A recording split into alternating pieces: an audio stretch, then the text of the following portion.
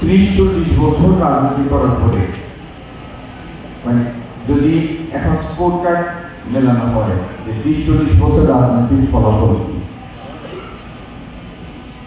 এই যে আমার সামনে যারা বসে আছে, এটা এত অনুপম একটা ঘটনা আমার মনে হয় না সারা সিলেট বিভাগে এরকম একজন কেউ আছেন যার আগে সারা বিএনপি পরিবার এরকম ছুটে আসতে পারে। সেলিম ভাই আমাদের সবাই অত্যন্ত প্রিয়, সবার অত্যন্ত প্রিয়। কেউ তার রাজনীতিতে তার সহযাত্রী, কেউ বিরোধিতাকারী, কিন্তু সেলিম ভাইকে পছন্দ করেন না আমার মনে হয় এরকম বিএনপি পরিবারে কেউ নেই। অজাত শত্রু, যার কোনো শত্রু নেই, অজাত শত্রু।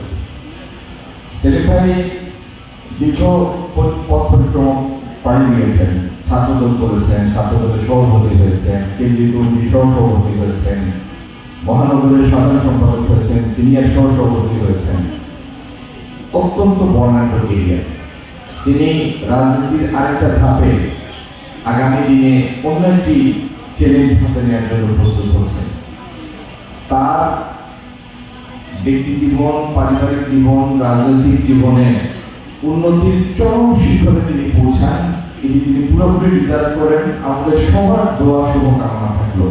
আর সেলিমের সাথে শুভকামনায় সহায়তায় আমি বিশ্বাস করি আমরা সবাই আছি। আসসালামু আলাইকুম।